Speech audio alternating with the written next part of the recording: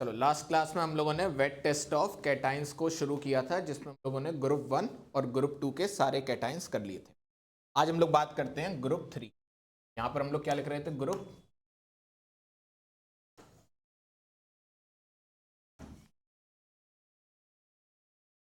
Reagent. और अगर मैं थर्ड ग्रुप की बात करूं तो थर्ड ग्रुप में कौन कौन से कैटाइन थे? Fe3+, उसके बाद Cr3+ और Al3+। अच्छा, इन्हीं के साथ मैं आपको टेस्ट करा दे रहा हूं Fe2+ के। Fe2+ याद रखना ग्रुप 3 में नहीं है, पर Fe2+ के क्यों लिए हैं टेस्ट? क्योंकि मैंने आपको बताया था कि जब आपने ग्रुप 2 में H2S डाला था तो H2S ने Fe3+ को किस में कन्वर्ट कर दिया होगा? Fe2+ में। अगर Fe2+ बचा हुआ होगा तो उसके कुछ टेस्ट यहां पर देख लेते हैं। हालांकि ग्रुप 3 के रिएजेंट मतलब जो कैटाइंस वो कौन है? Fe3+, Cr3+ और Al3+। इसका ग्रुप रिएजेंट क्या था? NH4Cl plus NH4OH। सही है। जब इसको डालोगे तो यहां पे क्या बन जाएगा? FeOH3। किस कलर का होता है ये होता है आपका ब्राउन कलर का। CrOH3 किस कलर का होता है? ग्रीन कलर का। AlOH3 किस कलर का था? व्हाइट या जिलेटिनस व्हाइट। और यहां पर क्या बन जाएगा? FeOH2। FeOH2 का कलर बोलो। पेल ग्रीन कलर का होता है।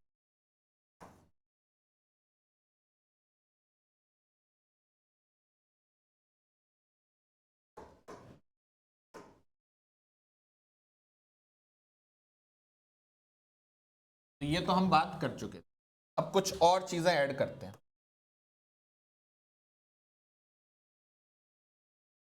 देखो, अगर मैं NaOH डालता हूं,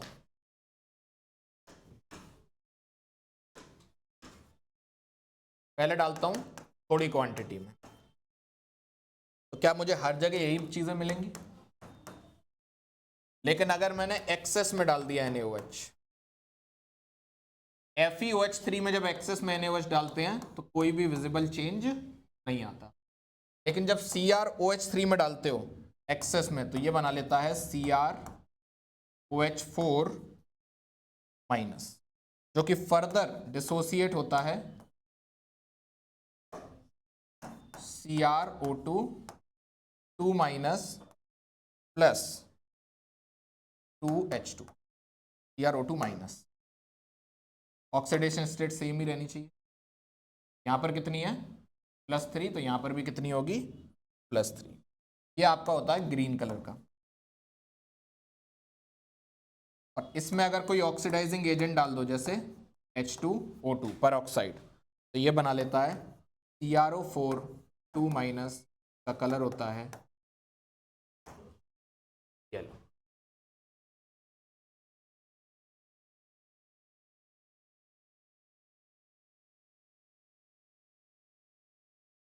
AlOH3 की बात करें, अगर इसको एक्सेस NaOH इसमें डालेंगे, ये बना लेगा AlOH4-।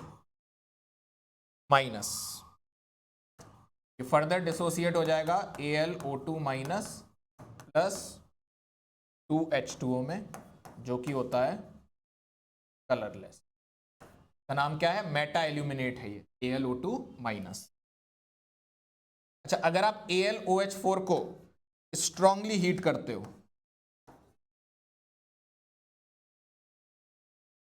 तो ये बनाता है Al2O3। इसको क्या बोला जाता है? एल्यूमिना। और इसको किस में यूज करते हैं? क्रोमेटोग्राफी में।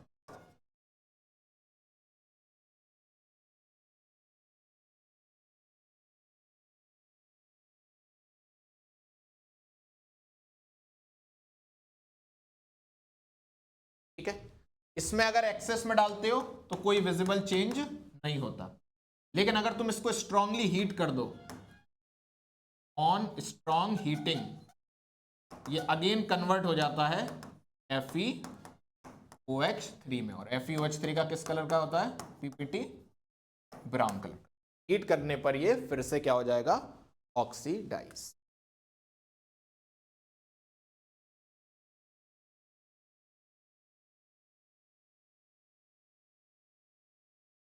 White, gelatinous white.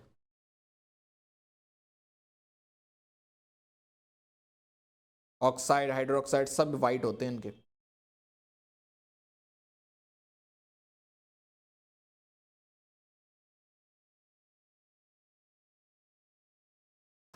ये सारी रिएक्शन, ये वाली 2013 एडवांस में आई थी, और ये सारी रिएक्शन यही 2018। जिन जिन पे मैं डेट्स लिख रहा हूं उनको तो बहुत अच्छे से याद रखना, क्योंकि यही सारे क्वेश्चन लॉट फेयर के यही मेन में या आपको नीट में देखने को मिलेंगे। तो नीट में तो अभी सॉल्ट एनालिसिस में कुछ भी नहीं आया है, कुछ पूछा ही नहीं है अभी उसने। यही सारी चीजों से शुरुआत होगी उसकी। इस बार तो जेईई मेन में कोई खास क्वेश्चन सॉल्ट एनालिसिस, अब पी ब्लॉक कुछ खास देखने, उम्मीद है नीट में भी ना मिले, पर सेफ साइड के लिए पढ़ के जाएंगे।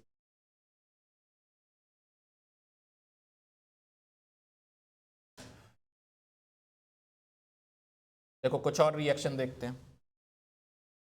जैसे आपके पास AlOH4 माइनस है,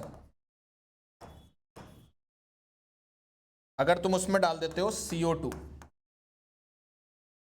यहां पे बनता है आपका Al2O3.XH2O, हाइड्रेटेड एल्यूमिनियम ऑक्साइड, और साथ में निकलता है NaHCO3 aqueous form 2021।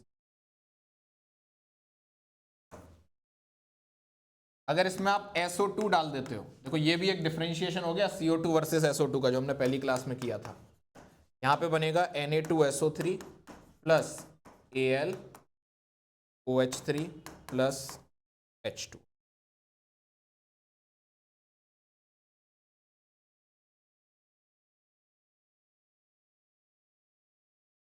Fe3 plus की देख लो एक दो रिएक्शन, जैसे हम लोग कर चुके हैं ऑलरेडी ये वाली।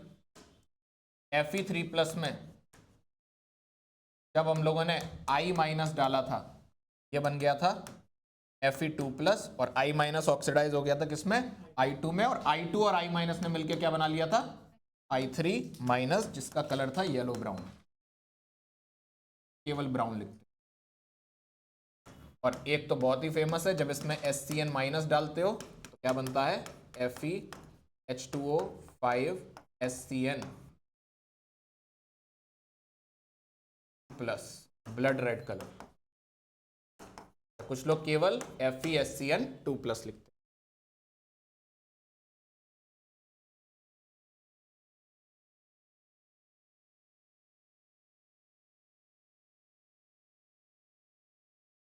ऐसे देखो Fe3 प्लस में जब K4FeCN6 डालते हो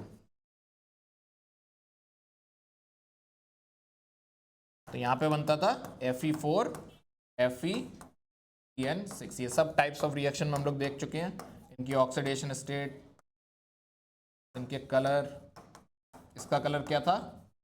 प्रूशियन ब्लू। लेकिन अगर इसी में K3FeCN6 डालते हैं, यहां बनता है FeCN6, ये होता है ब्राउन कलर का।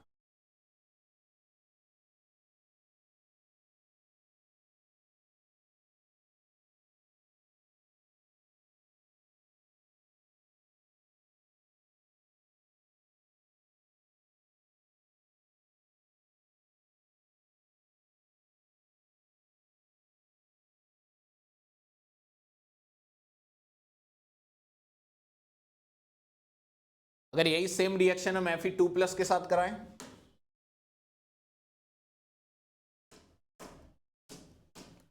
Fe2 प्लस में डालो एक बार K4FeCN6 और एक बार K3FeCN6।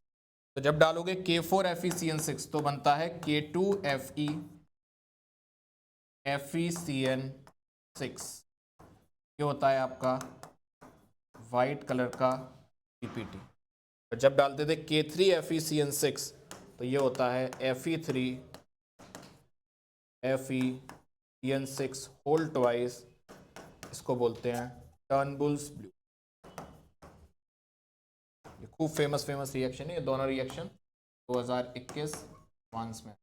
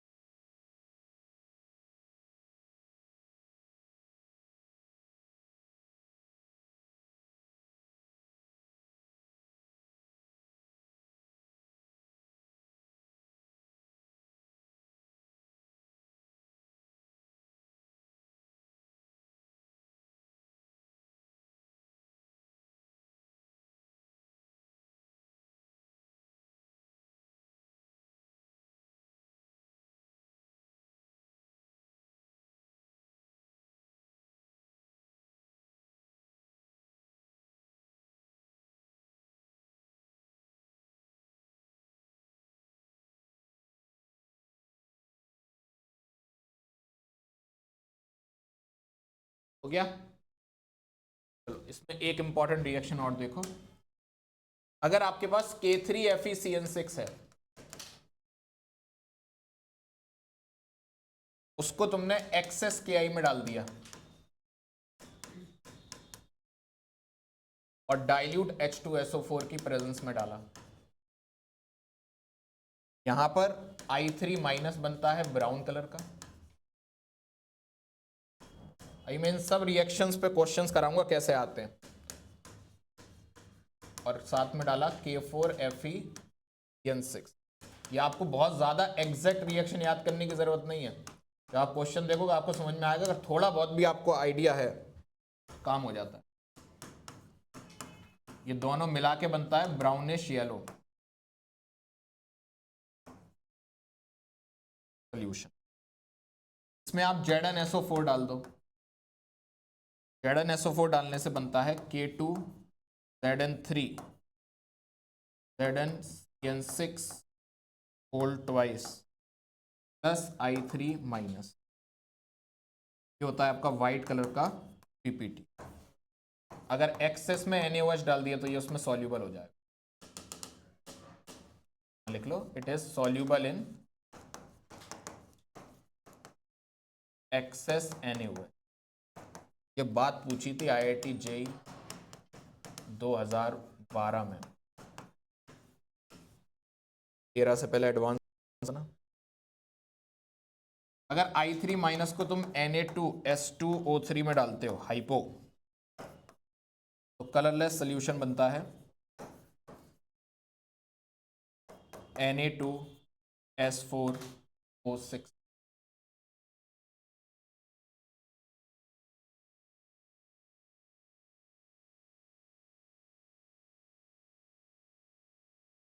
ये थी आपकी ग्रुप 3 की सारी।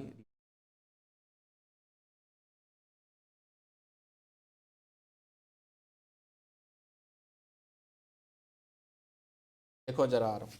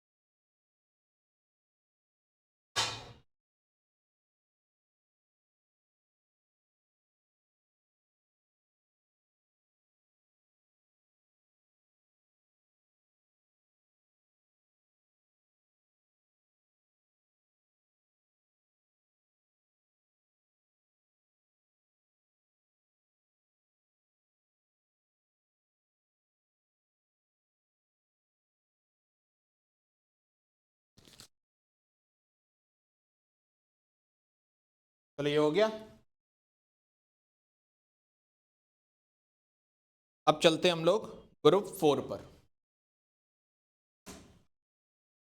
तो अगर आप ग्रुप 4 में देखो, ग्रुप 4 में कौन कौन से थे हमारे पास? कैटाइंस,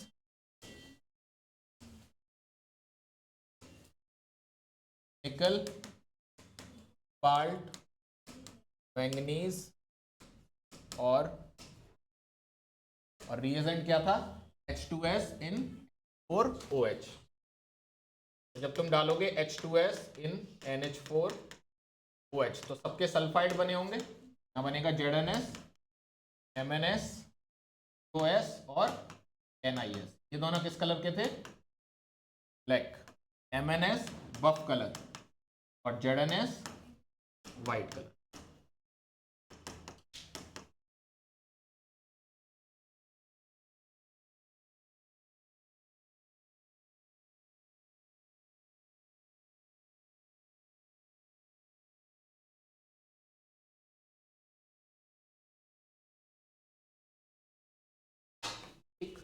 अब देखो ये कॉन्सेंट्रेटेड HCl में घुल जाता है।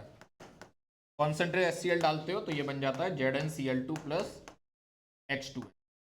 एक बार यही पूछ लिया गया था कि इनमें से कौन सा सल्फाइड जो हैं वो एक्वारेजिया में घुलते हैं या कौन से सल्फाइड ऐसे हैं जो कॉन्सेंट्रेटेड HCl में घुलते हैं।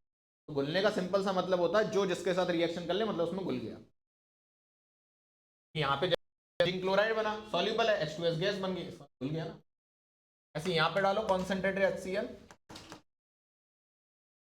यहाँ पे बनेगा MnCl2 प्लस OS, लेकिन ये नहीं घुलता तो यहाँ डालना पड़ता है एक्वारीजिया। एक्वारीजिया जैसे डालोगे यहाँ पर कॉपर 2 प्लस के आयंस आ जाएंगे और यहाँ पर जैसे एक्वारीजिया डालोगे यहाँ पर Ni2 प्लस आयंस आ जाएंगे।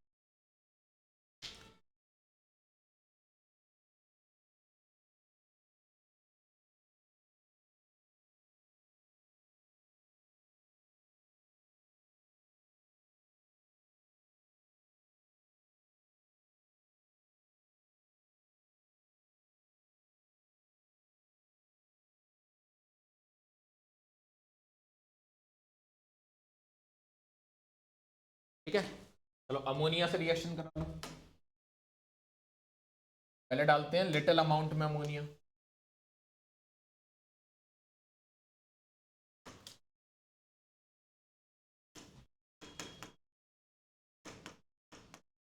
लिटिल NH3, यहाँ पे क्या बनेगा?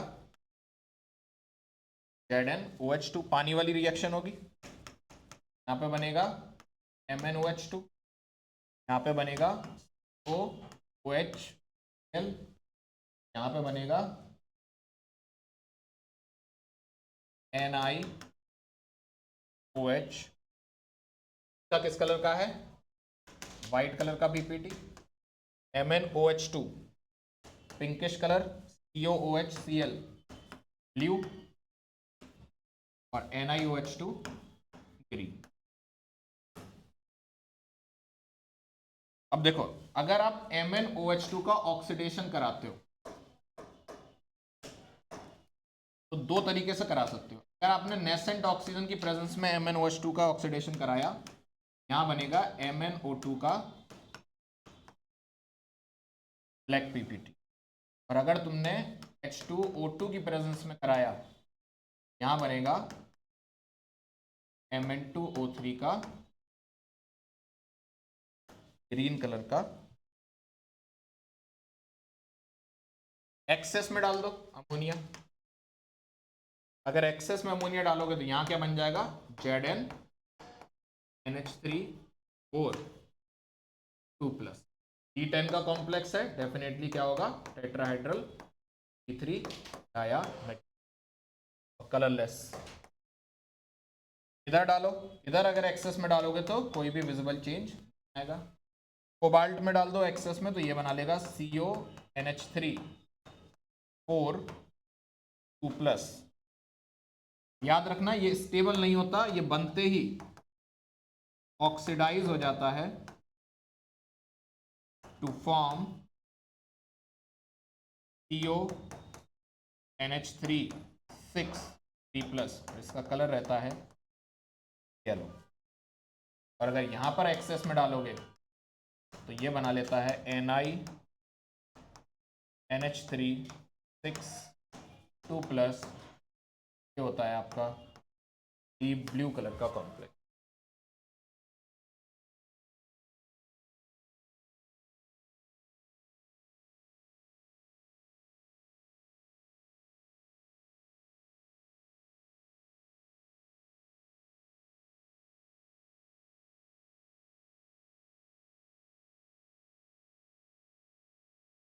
ये तो बात हो गई अमोनिया की। अगर मान लो NaOH डाल दूं, जब NaOH डालोगे तो लिटिल क्वांटिटी में डालोगे तो यही सब बनेगा, तो लिख लो NaOH डाल के। NaOH जब लिटिल क्वांटिटी में डाला तो लिख लो यहाँ पे ZnOH2, यहाँ पे आपका MnOH2 तो OHCl और NiOH चारों लिख ली बनेंगे। लेकिन जब एक्सेस में डालोगे, एक्सेस में यहाँ पे बन जाएगा Na2ZnOH4, ये होता है आपका कलरलेस। MnOH2 में डालोगे तो ये ऑक्सीडाइज हो जाता है in air to form MnO2। तो जब MnOH2 बचा ही नहीं, वो जैसे ही बना तुरंत एयर की प्रेजेंस में क्या हो गया, ऑक्सीडाइज। तो यहां पर कोई रिएक्शन नहीं। यहां पर जब आप एक्सेस में डालोगे तो बनता है COOH2 डर्टी पिंक PPT। और जब यहां पे डालोगे तो कोई भी विजिबल चेंज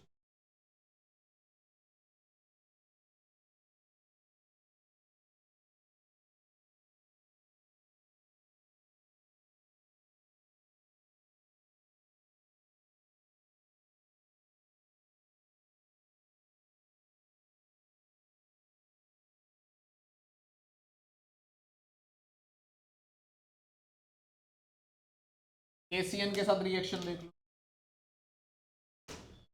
अगर आप एक्सेस में KCN डाल देते हो,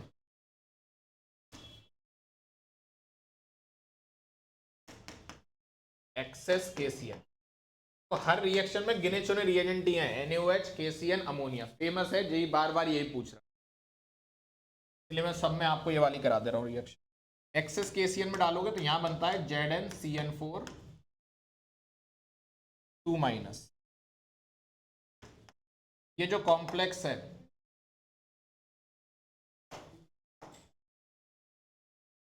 ऑन सरफेस ऑफ ZnS, जब इसको ZnS के सरफेस पर लगाते हैं तो prevent it from formation of froth. यहां पे बनता है MnOHCN व्हाइट कलर का PPT। यहां पे आपका CON4 2- का ऑक्सीडेशन करो, ऑक्सीडेशन करने पे ये बन जाता है CN6 3-। ये होता है आपका येलो कलर का, ये बनाता है NiN4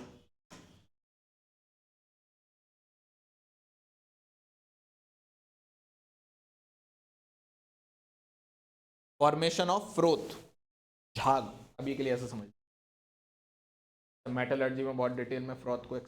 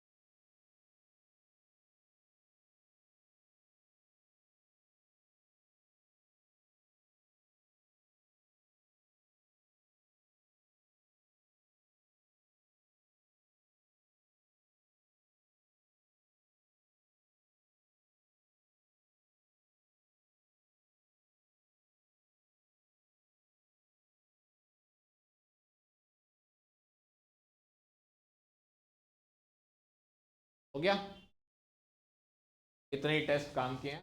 ग्रुप 5 ग्रुप 6 के कोई भी टेस्ट काम का हमारे। तो अब टेस्ट अगर कंप्लीट हो गए तो मतलब सॉल्ट एनालिसिस आपकी कंप्लीट हो गई, और अब कायदे में देखा जाए तो शुरू हुई है। अब तक तो ये बस कॉपी में हम लोग छाप रहे थे, तो कुछ याद तो है ही नहीं। अब क्वेश्चन कैसे आएंगे अब वो दिखाता हूं।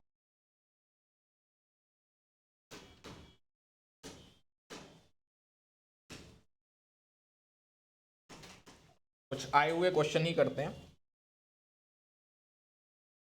जैसे देखो ये आया है JEE advance 2021।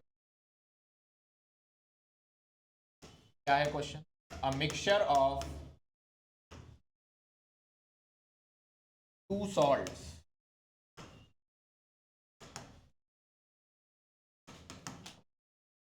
is used to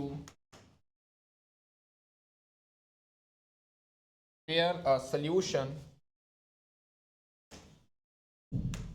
S, which gives the following result.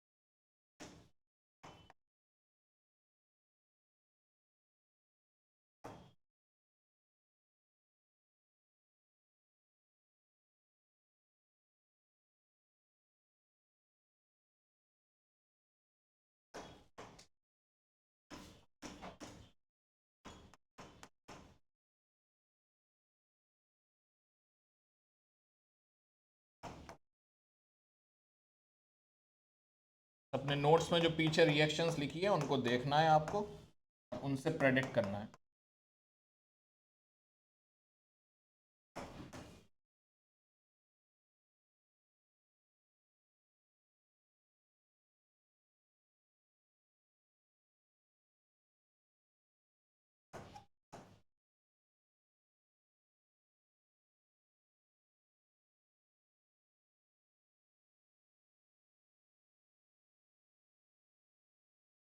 चल बताओ।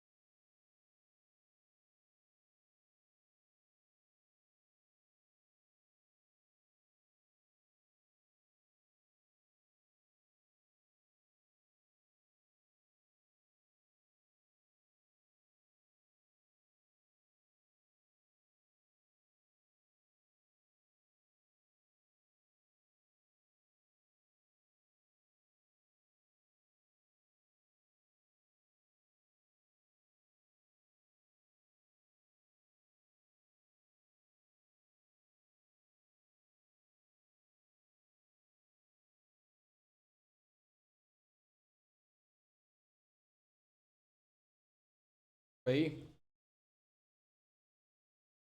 ऑप्शन काट ही लो, एटलीस्ट कुछ नहीं मिल रहा तो।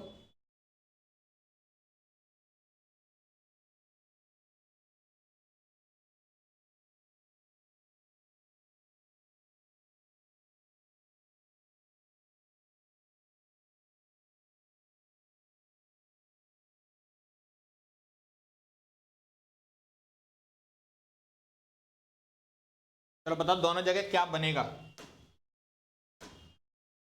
सारे उठा लो सॉल्ट। पीबी क्या बनाएगा, PbCl2। बोलो क्या PbCl2 व्हाइट कलर का होता है, सही है। क्या ZnCl2 भी व्हाइट कलर का होता है, तो डाइल्यूट NaOH में क्या बनेगा यहाँ पे, ZnOH2 या ZnO बन जाएगा ज्यादा से ज्यादा, ऐसे यहाँ पे PbOH। अच्छा अगर आपको याद हो AgNO3 जब डाइल्यूट NaOH से रिएक्ट करेगा तो क्या बनाएगा, AgOH, और AgOH स्टेबल नहीं होता, वो तुरंत ब्रेक करके क्या बना लेता है, Ag2O, और Ag2O का कलर क्या होता है, ब्लैक। ये ऑप्शन कट, सही है। ऐसी एक और ढूंढ लो, अगर आप यहां पे आओ तो Hg बनाता है HgOH2, और वो स्टेबल नहीं होता, वो तुरंत ब्रेक करता है और क्या बनाता है, HgO, और HgO का कलर कैसा होता है, ये भी कट गया, बाकी सबके देख लो व्हाइट ही होते हैं। आंसर क्या हो जाएगा, ए एंड, ये इतने प्रेसिपिटेट कर करके कलर लिखवाए, यही सब पूछा जाता है क्यों।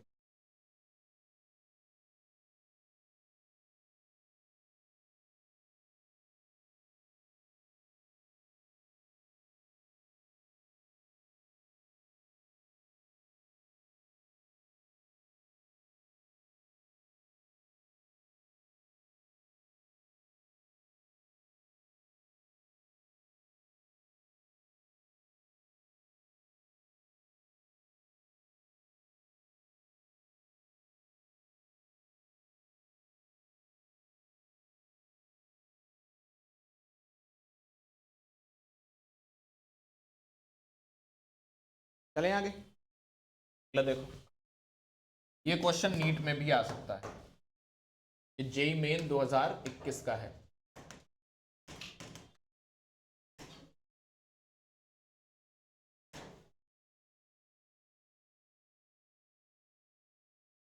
आपको कुछ सल्फाइड्स दे रखे हैं, HGS, PS, QS, Sb2S3, AS2S3 and PS। आपको बताना इनमें से कितने सल्फाइड सॉल्यूबल हो जाएंगे 50% HNO3 में, यानी कि डाइल्यूट HNO3 में कितने सल्फाइड इनमें से सॉल्यूबल होंगे।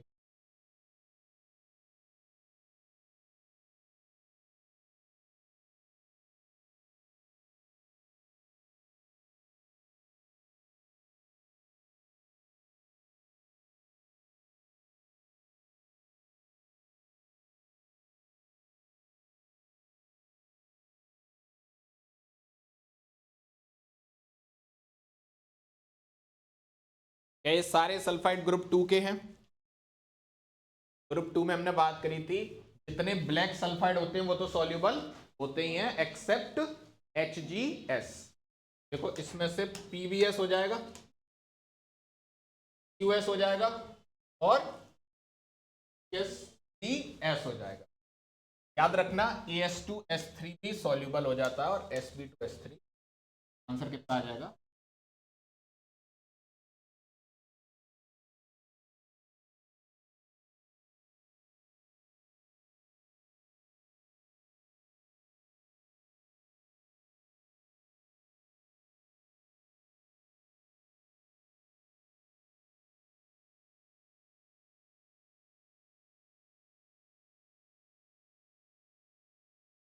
अगला देखो एक और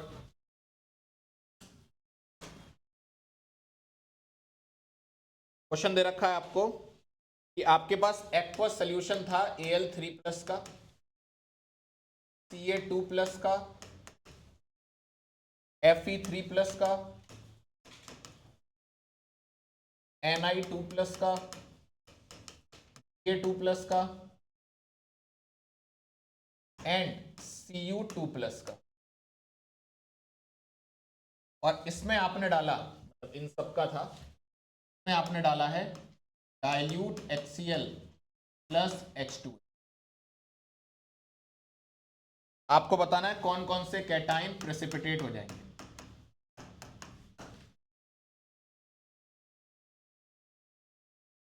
पन्ना नहीं जाना चाहिए पलटने।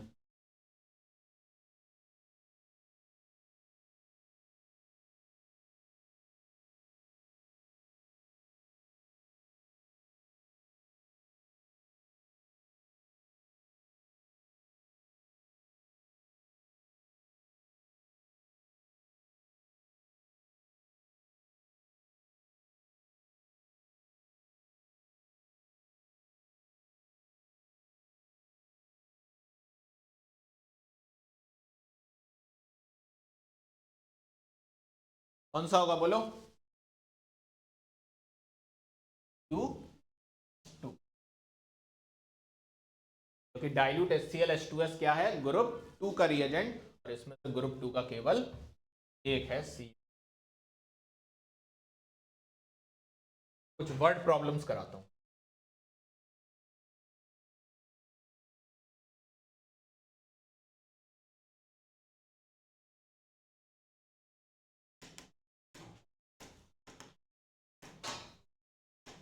तो पहले एक सीक्वेंशियल रिएक्शन का करते हैं। आपको दे रखा है जिंक प्लस कॉन्सेंट्रेटेड H2SO4। अब इसमें टाइप्स ऑफ रिएक्शन भी लगेगा जो अपन ने पढ़ा था। इससे बना है G plus R plus X। फिर जिंक में डाला कॉन्सेंट्रेटेड NaOH, यहां बनेगा T प्लस Q। फिर G में डाला है H2S प्लस NH4OH, यहां Z बना जो कि एक प्रेसिपिटेट था, साथ में X और Y बन गया। अब आपको करेक्ट ऑप्शन बताने हैं, एक से ज्यादा भी हो सकते हैं। इन T Zn is present in +1। B option। Bond order of Q is 1 in ground state। C option। R is V-shaped molecule।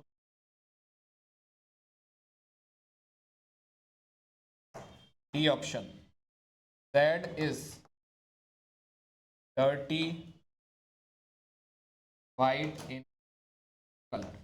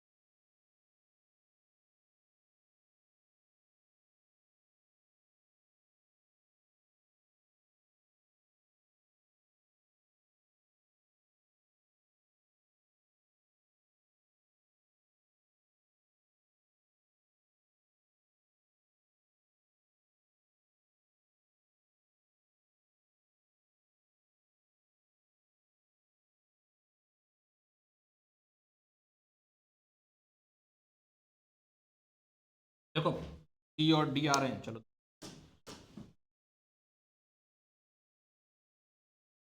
देखो, सबसे पहले ये बता दो, ये अपन ने टाइप्स ऑफ रिएक्शन में कर लिया है। कॉन्सेंट्रेटेड H2SO4 के साथ जब रिएक्शन होती है, मेटल का सल्फेट बनता है, तो गैस कौन सी निकलती है? SO2। H2 नहीं निकलती। साथ में क्या बनता है? अब X, R और G नहीं पता इनमें से कौन कौन सी, वो बाद में देख। जिंक एक एम्फोटेरिक मेटल है, कॉन्सेंट्रेटेड NaOH के साथ रिएक्शन होगी, जब बच्चा जानता है ये, तो Na2ZnO2 प्लस 2 बने। ये दोनों तो टाइप्स ऑफ रिएक्शंस हैं।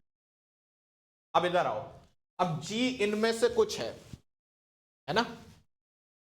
अच्छा, X यहां भी है और X यहां भी है।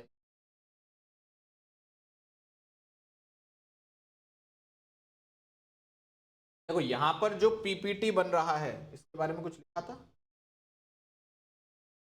देखो पानी तो हो नहीं सकता, पानी तो क्या ही रिएक्शन, तो हटाओ। अगर आप ZnSO4 ले लेते हो, तो ZnSO4 से अगर H2S रिडक्शन कराएगा तो यहां पे बनेगा जिंक।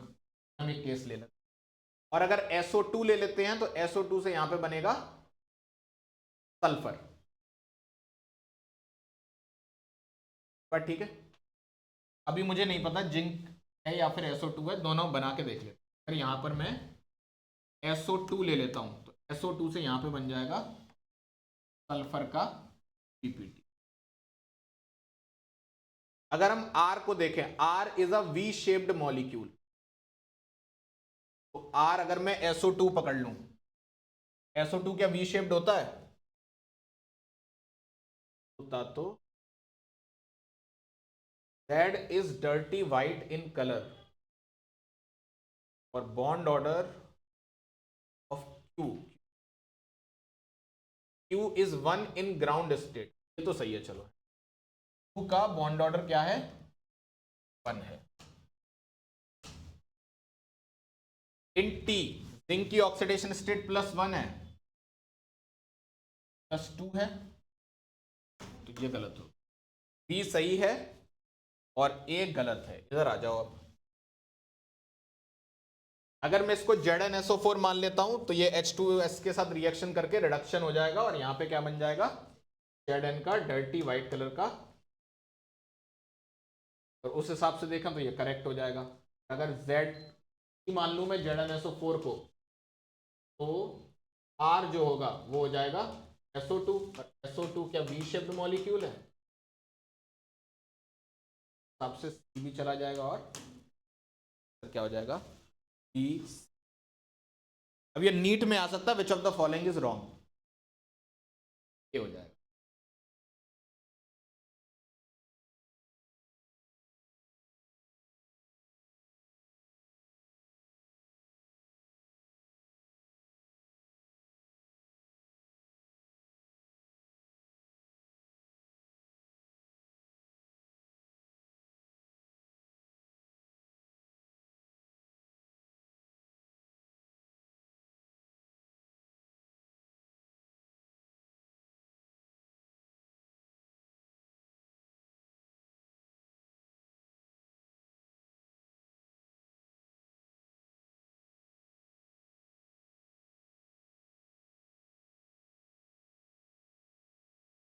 हो गया?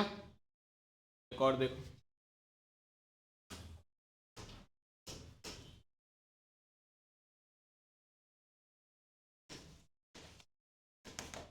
ये देखो, ये जेई मेन का है, वर्ड प्रॉब्लम है।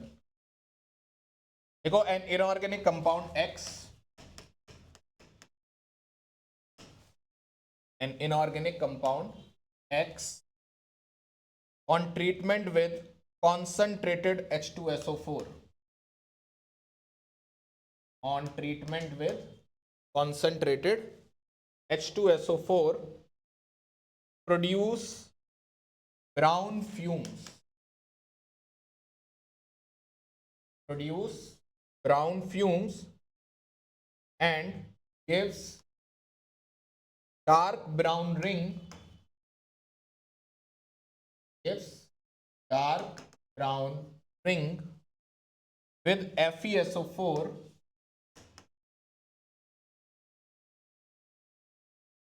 in presence of concentrated H2SO4।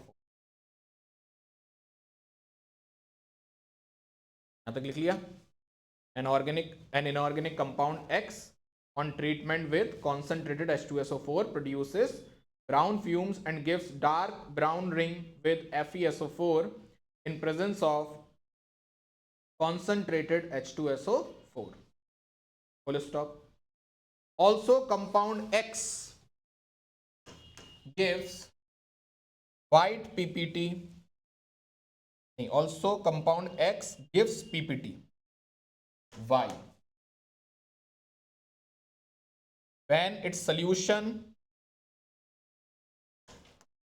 in dilute HCl treated with H2,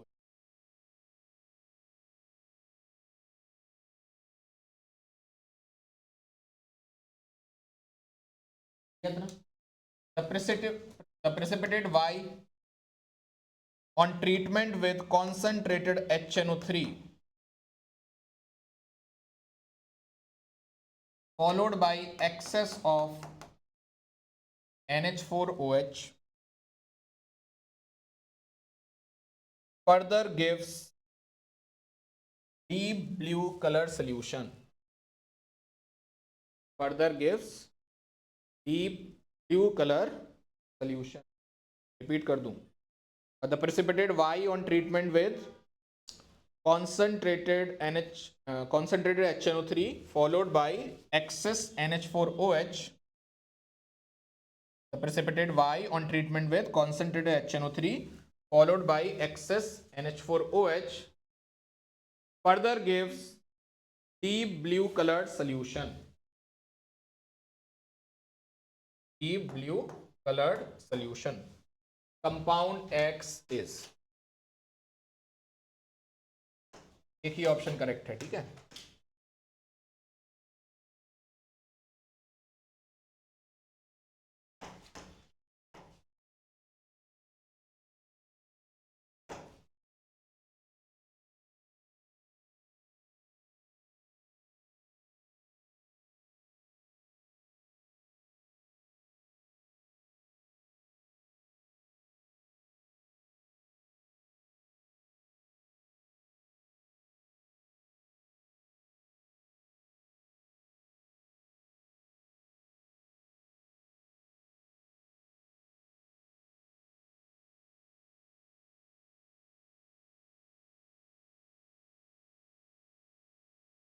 कौन सा हो जाएगा? देखो काफी कुछ यहीं से निपट गया. डीप ब्लू से आपका क्या आ गया? सही है. अच्छा, और अगर सोचते तो कैसे सोचते? देखो यहाँ पे ब्राउन फ्यूम्स बन रही हैं. ब्राउन फ्यूम्स नाइट्रेट की भी हो सकती है, नाइट्राइट की भी हो सकती है. तो यहां से कुछ पता नहीं लगा. लेकिन यहां पर जो हमारा एक्स था वो सोल्यूशन था ना, और जो नाइट्राइट होती हैं ये क्या होते हैं? प्रेसिपिटेट होती हैं. तो यहां से ये कट गया था. डाइल्यूट HCl H2S के साथ रिएक्शन कर रहा है, इसका मतलब डेफिनेटली X में ग्रुप 2 का कोई कैटायन है, तो CO कट गया था. बोलो भाई. उसके बाद फिर आगे देख लिया, डीप ब्लू से कॉपर का ही क्या होता है? Deep blue solution.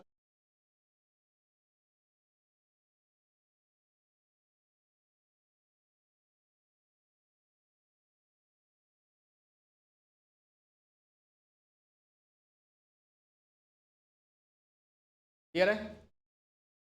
चलो एक और करते हैं. जेई एडवांस 2020 का.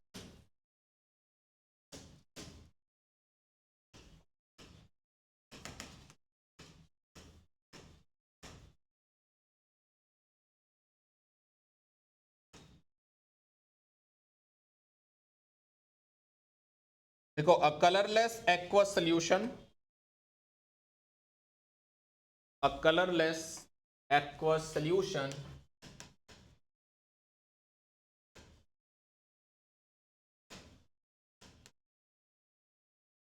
contains nitrates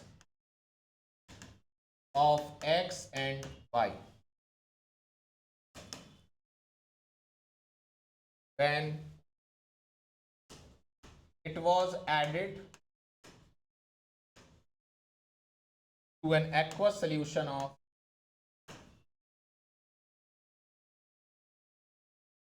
NaCl, a white PPT is formed.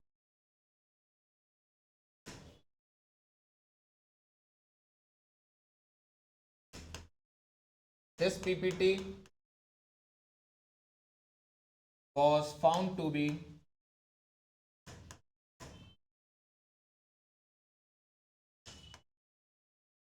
partially soluble in hot water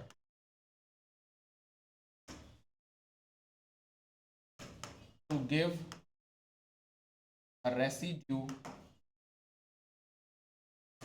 P and a solution Q. The residue P was soluble in aqueous ammonia and also in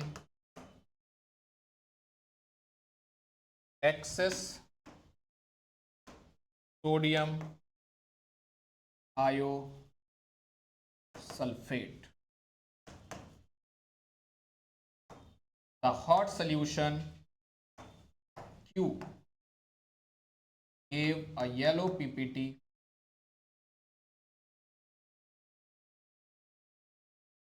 with Ki. The metals X and Y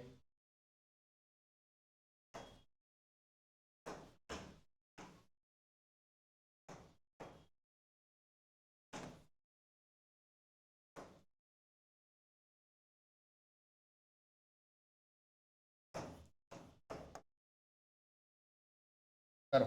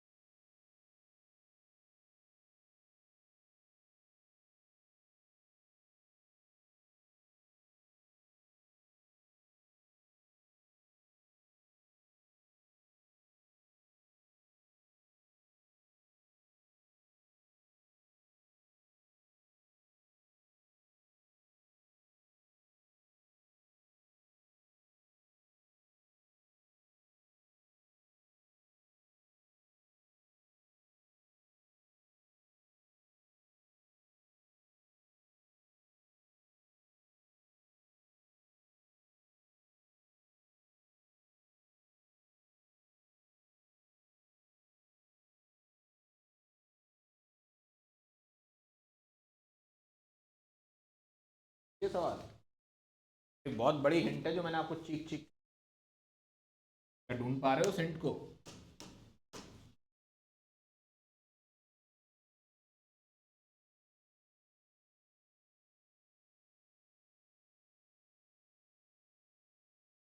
पूरी salt analysis में एक ही जगह है जहां पे hot water में एक चीज सॉल्युबल हुई है।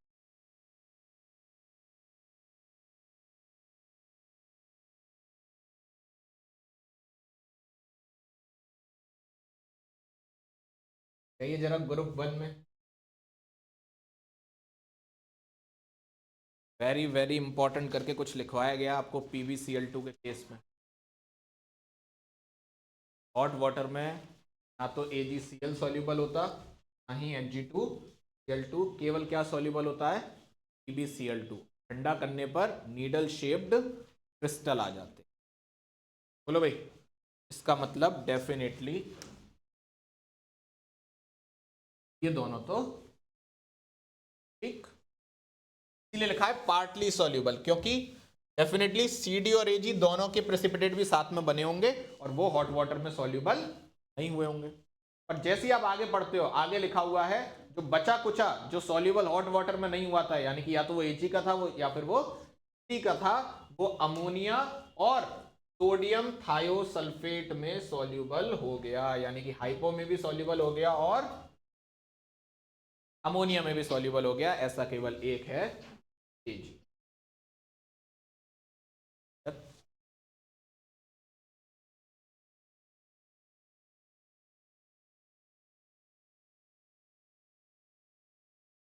वर्किंग जीरो होती है सॉल्ट एनालिसिस के सवाल में, बहुत टफ माने जाते हैं क्योंकि रटना बहुत मुश्किल।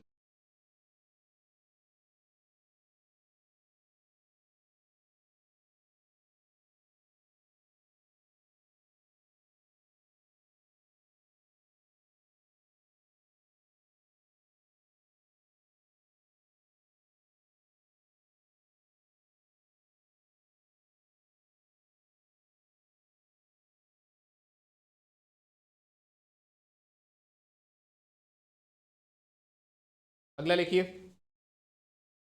2018 जेई मेन।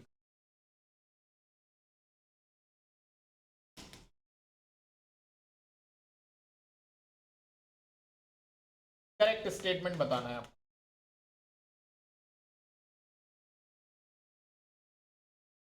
पहला लिखो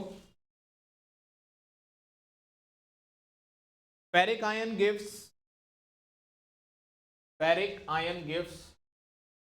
blood red color. Ferric ions give blood red color with potassium thiocyanate. Ferric ion gives blood red color with potassium thiocyanate. दूसरा लिखो, Cu2 plus salts give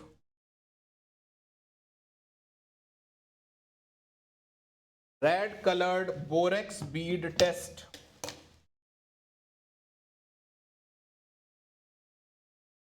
Red colored borax bead test in reducing flame.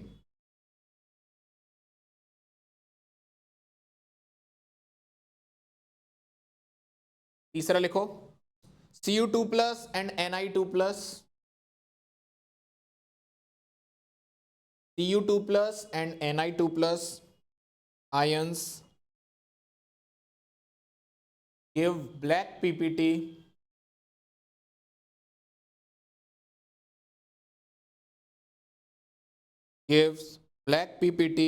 with H2S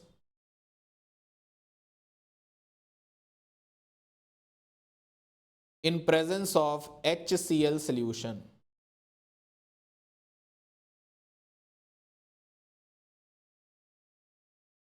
In presence of HCl solution. चौथा लिखो, Cu2 plus ion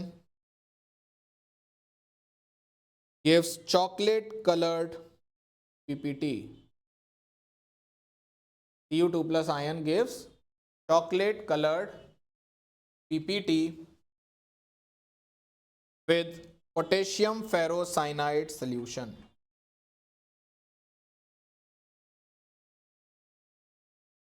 With potassium ferrocyanide solution. बताइए,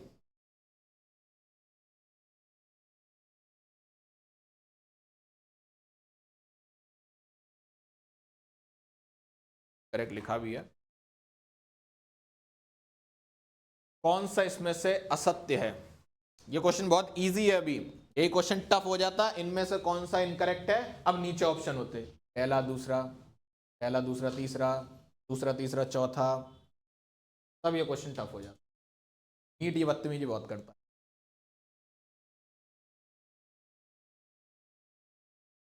गलत तो घूरने से मिल जाएगा, बस ऐसे भी नहीं घूरना था।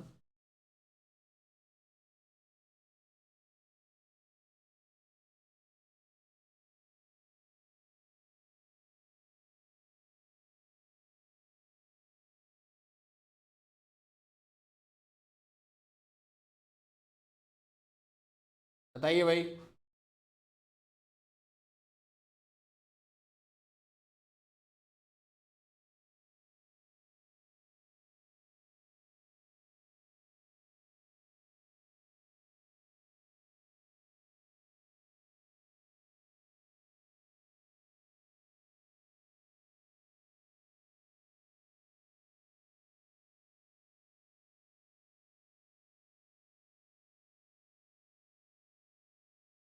क्या होगा आंसर? क्वेश्चन है। सॉल्ट एनालिसिस में कुछ चीजें तो फिक्स कर लो ना। देखो, एक ऑप्शन में ग्रुप रिएजेंट दिया है आपको, डाइल्यूट HCl H2S, और कैटाइन कौन कौन से दिए हैं? कॉपर और निकल। निकल तो निकोमंजन वाला है, वो तो इसमें सॉल्यूबल होगा ही नहीं। तो आंसर क्या हो गया? C option. बस खत्म। अब तुम्हें बाकी तीन याद होने चाहिए कि ये सही है। सारे आपके नोटबुक में ढूंढते रहना घर पर कहां।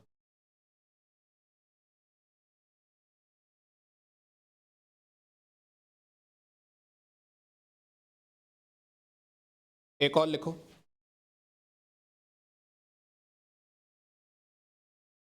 ये भी जेई 2018 का है।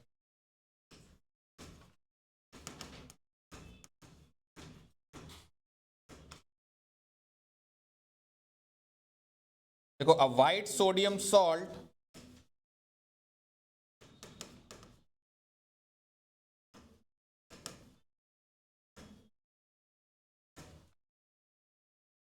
dissolve readily in water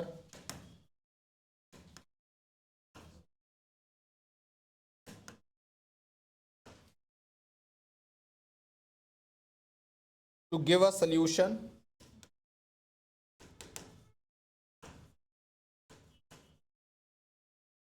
which is neutral towards litmus.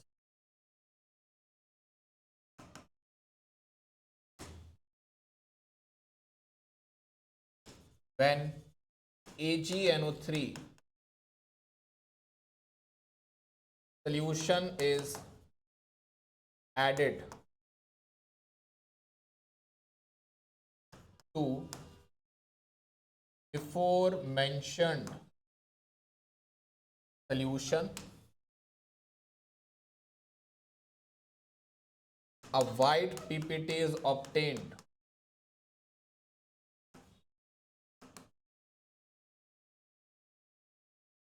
which does not dissolve in dilute HNO3. The anion, बढ़िया सवाल है, पूछने वाला सवाल है।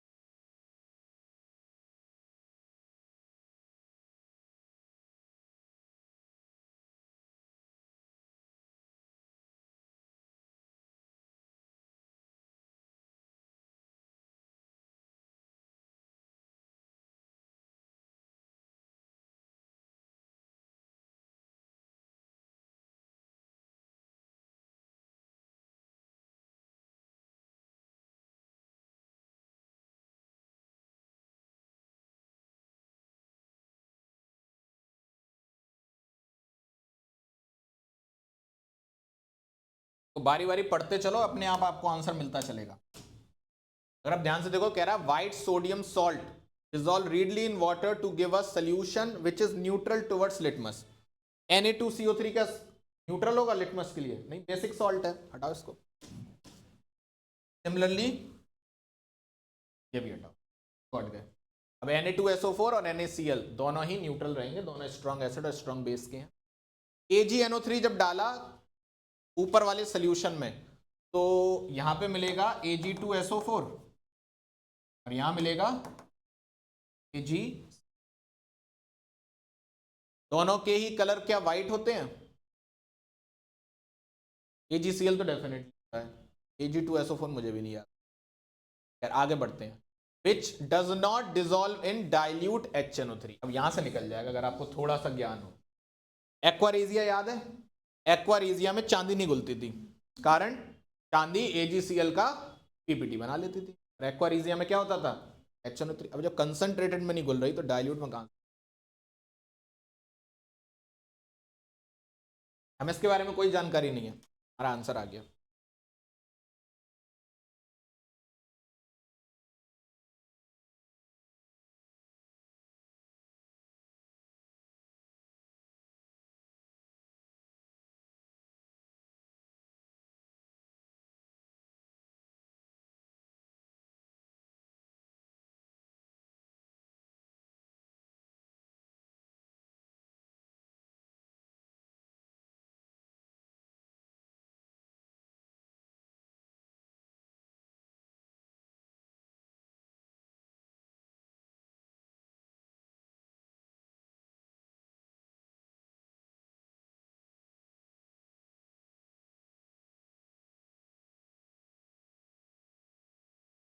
चलो एक और लिखो, 2019 का सवाल है। देखो, an organic compound A, an organic compound A नहीं मिलेंगे अब। An organic compound A is oxidized with Na2O2 followed by boiling with HNO3, followed by boiling with HNO3. The resultant solution is then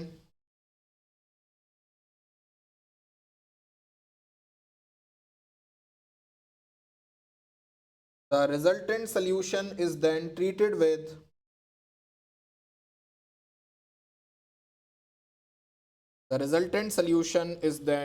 with ammonium molybdate. ऐसा तो यहीं से पता लग जाना चाहिए क्या होने वाला है। Is treated with ammonium molybdate to yield a yellow PPT.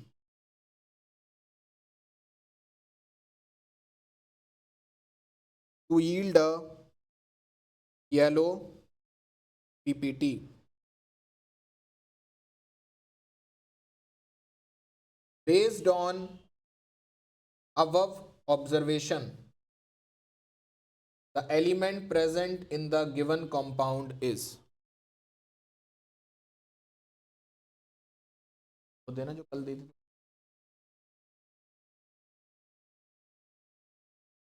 Based on above observation, the element present in the given compound is option A chlorine, B nitrogen, C sulfur, D phosphorus। कौन सा होगा answer? Phosphorus. Direct phosphate का test है, canary yellow colour का PPT बनता है ammonium molybdate का।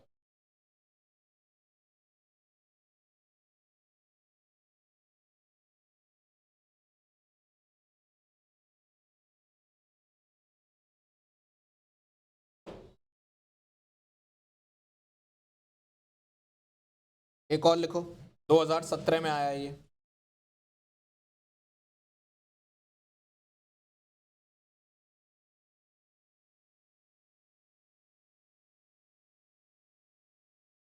देखो, sodium salt of an organic acid X, sodium salt of an organic acid X produces effervescence with concentrated H2SO4.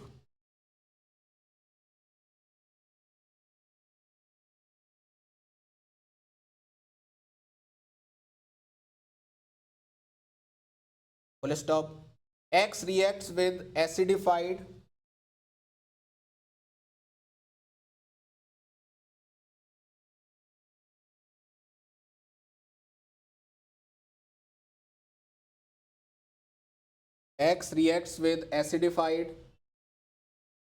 aqueous CaCl2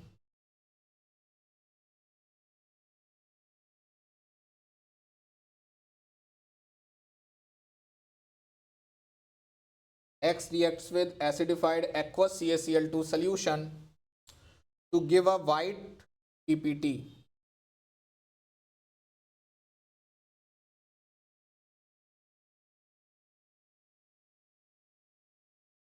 To give a white PPT which decolorize acidic solution of KMnO4.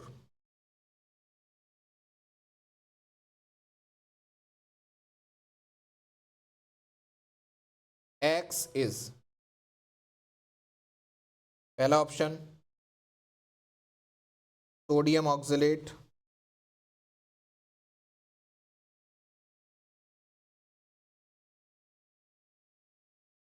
दूसरा option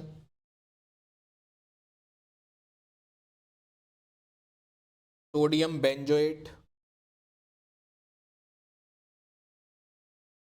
पहला क्या था? Sodium oxalate, दूसरा sodium benzoate, तीसरा sodium format,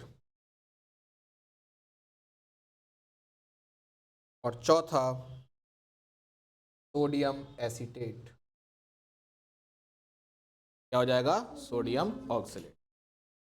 अगर reaction याद है तो देखते ही आंसर आ जाएगा।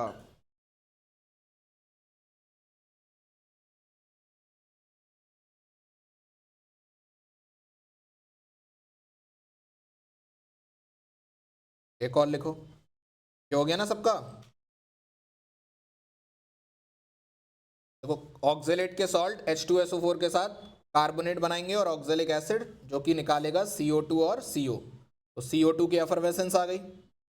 BaCl2 CaCl2 के साथ ऑक्जेलेट के सॉल्ट CaC2O4 के क्या बना देंगे? व्हाइट कलर का PPT, और KMnO4 के साथ ऑक्जेलेट CO2 बना के Mn2+ बना देगा, तो वहां पे colourless solution.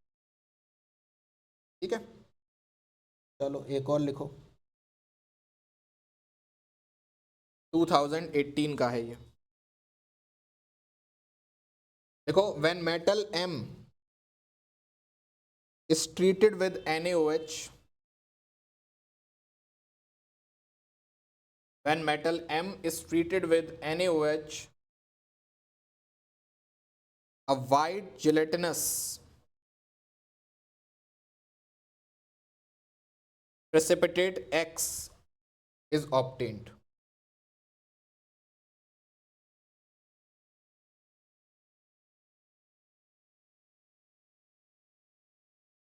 Which is soluble in excess of NaOH.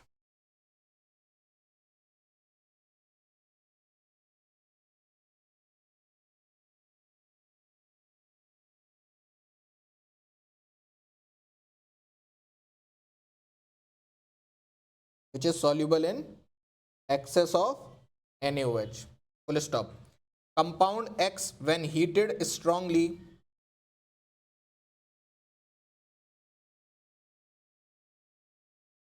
gives an oxide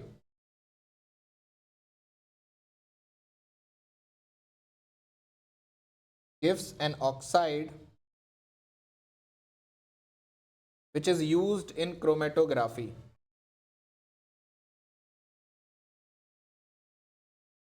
as adsorbent. The metal is, जैसे बिना ऑप्शन के भी आंसर आ जाएगा, क्या होगा? एल्यूमिनियम। शगुन के लिए लिख लो ऑप्शन Fe, Zn, Ca और Al।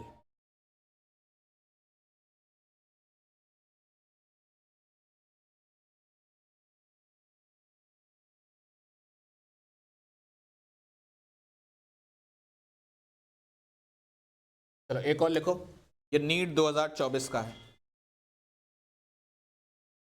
देखो during the preparation of Mohr salt, salt analysis का नहीं है, जबरदस्ती घुसा दिया उसमें।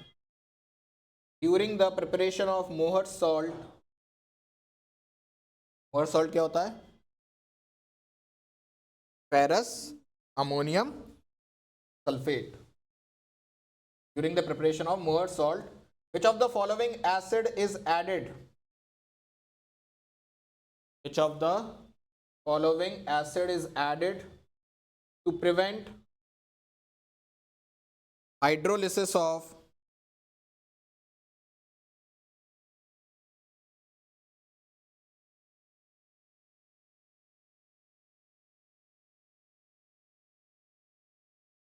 Fe2+ ion? पहला ऑप्शन डाइल्यूट H2SO4, दूसरा कॉन्सेंट्रेटेड H2SO4, तीसरा डाइल्यूट HNO3, चौथा डाइल्यूट HCl। सोचो, सोचना पड़ेगा।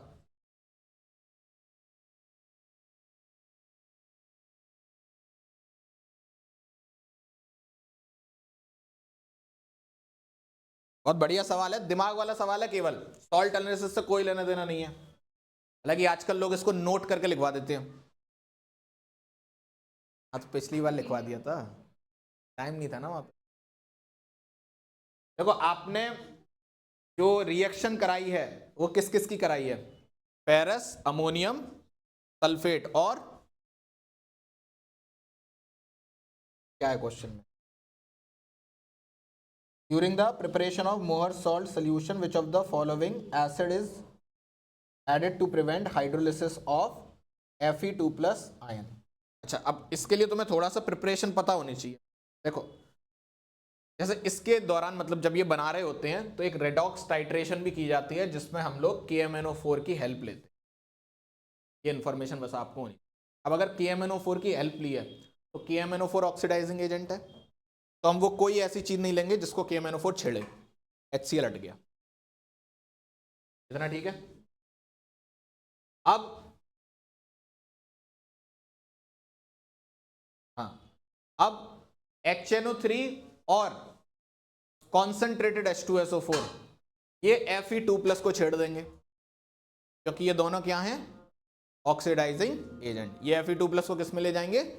Fe3+ में। तो डाइल्यूट HCl को KMnO4 छेड़ रहा है और डाइल्यूट HNO3 और कॉन्सेंट्रेटेड H2SO4 Fe2+ को छेड़ रहे हैं। केवल एक ही है जो ना छेड़ रहा है ना छिड़वा रहा है, that is dilute H2SO4। Answer क्या हो जाएगा? Dilute H2SO4।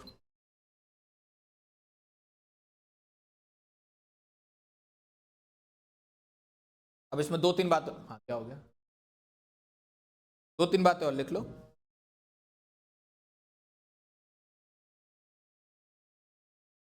देखो, the solution changes from colourless to permanent pale pink. The solution changes from colorless to permanent pale pink at the end point.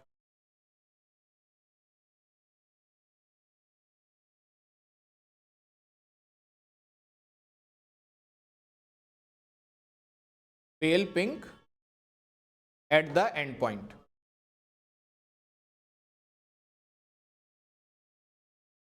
इस टाइट्रेशन के दौरान सोल्यूशन को heat नहीं किया जाता, तो लिख लो do not heat the flask during the titration, क्योंकि हीटिंग से भी क्या होगा?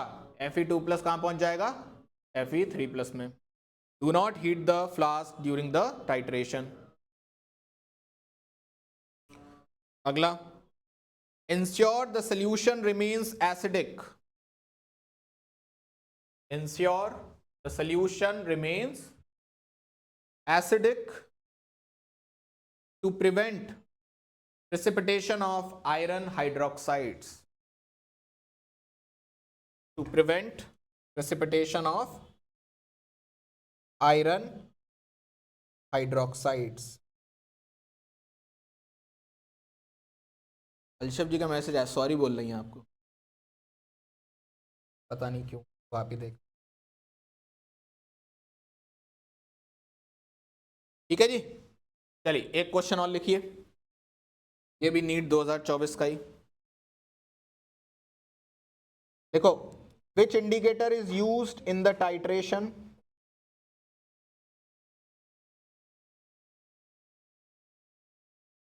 Which indicator is used in the titration of sodium hydroxide?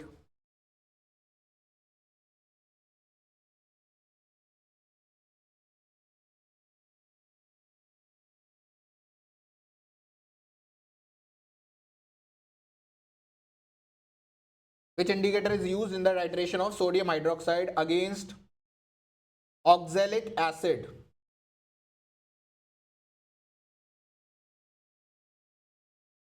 And what is the color change at the end point?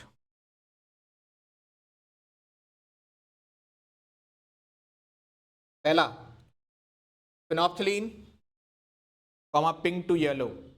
ये टाइट्रेशन का क्वेश्चन है जो पिछले साल ही ऐड हुई थी नीट में, अपन ने आयनिक में पढ़ी है ये। Phenolphthalein comma pink to yellow. दूसरा, alkaline KMnO4 comma colourless to pink.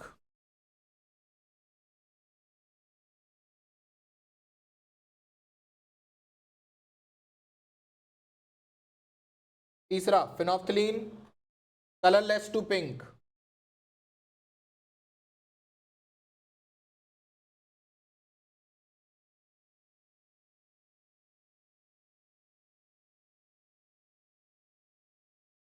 और चौथा methyl orange yellowish to pink. Again थोड़ा कॉमन सेंस लगाइए, आंसर आएगा। दो ऑप्शन देखने मात्र से कट जाएंगे, पहले वो बताइए कौन से कट रहे हैं। पहला और चौथा कैसे कट गए? गजब। दूसरा और तीसरा कटेंगे देखने मात्र से, क्योंकि KMnO4 का कलर होता है पर्पल या पिंक मान लो, तो पिंक से कलरलेस होना चाहिए था, कलरलेस से पिंक नहीं हो सकता, ये कट गया। और दूसरा फिनोप्थिलीन कलरलेस टू नहीं कटा, पहला भी कट गया ना, फिनोप्थिलीन पिंक टू येलो, हाँ पहला और दूसरा कट गया, सॉरी पहला और दूसरा कट गया। Phenolphthalein pink to yellow, phenolphthalein yellow कभी भी नहीं होती, तो पहला इसलिए कट गया और दूसरा इसलिए कट गया। KMnO4 पर्पल से कलरलेस जाएगा या पिंक से कलरलेस जाता, अगर ऐसा भी लिखा होता तो सही मानते हम, और ये तो नहीं होगा। ठीक है, अब बचा फिनोप्थिलीन और मिथाइल ऑरेंज। अगर आपको याद हो, मिथाइल ऑरेंज जो होता है उसकी इंडिकेटर रेंज एसिडिक में होती है, मतलब एसिडिक मीडियम की तरफ रहती है, 3 से 4.5 ऐसी कुछ रहती है, मुझे याद नहीं है एक्जैक्टली, पर लगभग इसी रीजन में है। और जो फिनोप्थिलीन है वो लगभग 8 से 10 रहता है। अच्छा, ऑक्जेलिक एसिड वीक एसिड है और NaOH स्ट्रॉन्ग बेस है, तो जो हमारा एंड पॉइंट पे सोल्यूशन बनेगा, एंड पॉइंट के बाद जो सोल्यूशन आएगा वो हमारा क्या रहेगा? बेसिक रहेगा। तो वहां पे कलर चेंज कौन शो करेगा?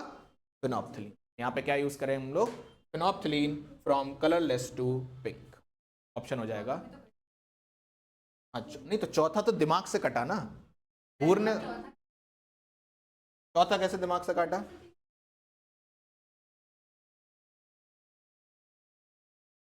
तो इसके लिए तो तुम्हें पीएच पता होनी चाहिए ना, इसके लिए तो पीएच पता होनी चाहिए ना। दो तो गंवार ऑप्शन थे ना एकदम, जो हर किसी को पता होंगे, इसलिए। चलो ठीक है, आपने पहला और चौथा काटा, आपको बधाई हो बहुत बहुत। ऐसे ही आप आगे भी काटती रहें ऑप्शंस को। आइए एक दो और करते हैं जरा। बाकी देखो, नीट 2025 में डायरेक्ट वही आया था, कौन सा कैटाइन कौन से ग्रुप में प्रेजेंट है, ये टाइम पास सवाल हम नहीं करेंगे। नीट 2024 में भी एक सवाल ऐसा आया था। नीट 2024 में एक और सवाल आया था, उसमें पूछा था, एक तरफ एफरवेसेंस दी थी, एक तरफ एनाइन दिए थे। जैसे मैं ऐसे बोल के बता दे रहा हूं, देखो लिस्ट 1 में था एफरवेसेंस ऑफ कलरलेस गैस, चाहो तो लिख लो, चलो लिख लो, नीट 2024 साइड ए और साइड बी दोनों साइड लिखिए। इधर एनाइन लिखे हुए हैं, नाइट्राइट, कार्बोनेट, सल्फाइड और सल्फाइट। यहां पे है एफरवेसेंस ऑफ कलरलेस गैस।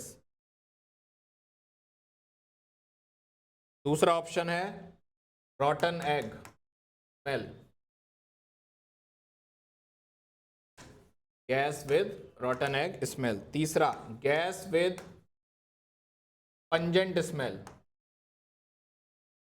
और चौथा ब्राउन फ्यूम्स। चलो बताओ।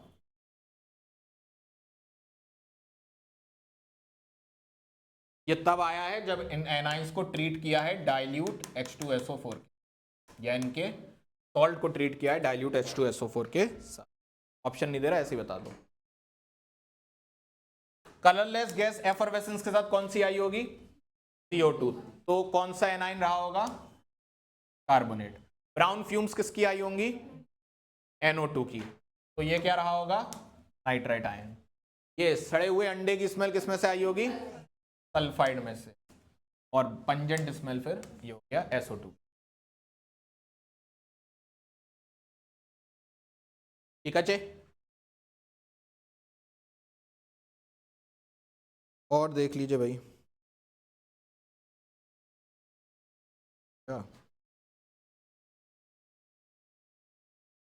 ब्राउन रिंग टेस्ट पूछा था एक बार, पोटेशियम सल्फोसाइनाइड पूछा था, ये बदतमीजी करी गई है। पोटेशियम थायोसाइनेट को क्या लिखा गया है? पोटेशियम सल्फोसाइनाइड, यहाँ ये लिखा है वहीं पे लिख लो, ऐसे देख के डर मत जाना। नेस्लर्स रिएजेंट पूछा था, ये सब आपको आता ही है, एक भी क्वेश्चन मैं नहीं लिखवा रहा हूं।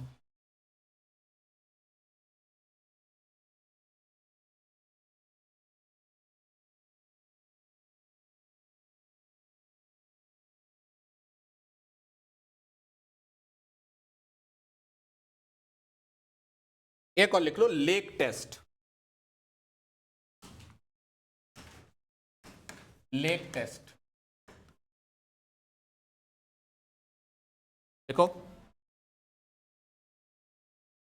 It is use to detect Al3+।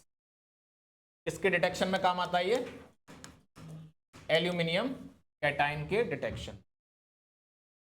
होता क्या है इसमें, it involves precipitation of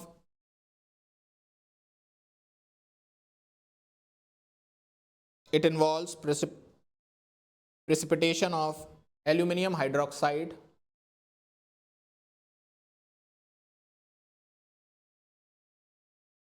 in presence of a dye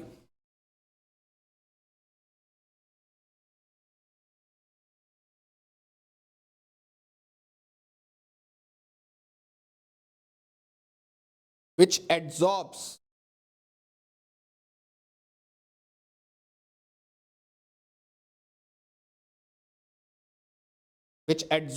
on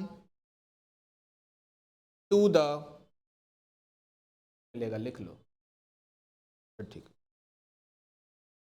in presence of a dye which absorbs onto a gelatinous PPT,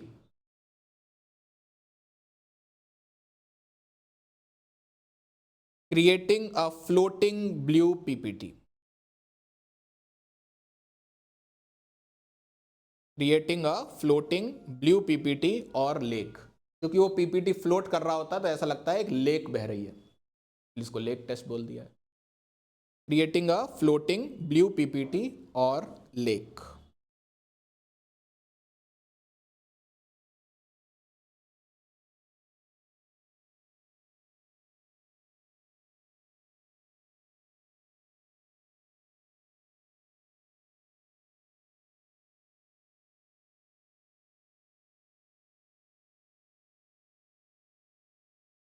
ठीक है जी,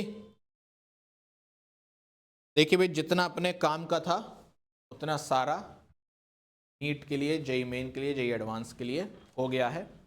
बाकी डिस्क्लेमर ये है, इस चैप्टर का ना कोई आदि है ना कोई अंत है, चैप्टर में खूब गंवारपन हम कर सकते हैं महीना भर, तो करने की कोई ज़रूरत नहीं है। चुपचाप नीट और जेई के PYQs उठाओ, करो, कुछ एक्स्ट्रा मिले तो फैक्ट के तौर पर अपने नोट्स में लिखो, हर क्वेश्चन में दिमाग लगाओ कि अगर सॉल्ट एनालिसिस से हटके है, जैसे अभी ये 2 नीट के क्वेश्चन करे, उनमें ऑप्शन काटने की कोशिश करो। ऑप्शन अगर आप सही से काट पाए आपकी जीत हो जाएगी। जरूरी नहीं है आपको क्वेश्चन आता हो, आप तो ये देखो क्या जो जो ऑप्शन मुझे आते हैं उनमें से कोई सही है क्या, उतना काफी है। बाकी मुझे नहीं आते हैं वो गलत ही रहे होंगे, हटाओ उनको। यही एडवांस में थोड़ी दिक्कत आ सकती है इससे कि भाई MSQ रहेगा तो उसमें हटाना मुश्किल है, यही मेन तक तो हो ही जाएगा। एडवांस में देख लेंगे कौन सा सारा कुछ करना, 50% पेपर करो उतने में हो जाए ना, पर उसके लिए सॉल्ट एनालिसिस ही दबा के पढ़ रहे हैं, अभी उसको पढ़ने की जरूरत नहीं है, जब हम जेई एडवांस दे रहे होंगे मेन के बाद तब उसको कर लेंगे। और नीट में तो आता ही नहीं है ये तो बात। क्यों चारुल जी, क्या आप फेमस हो गई? तो कोई देखता नहीं हमारा चैनल, पर फिर भी देखते हो तो। चलिए, तो ये सॉल्ट एनालिसिस हमारा हो गया समाप्त।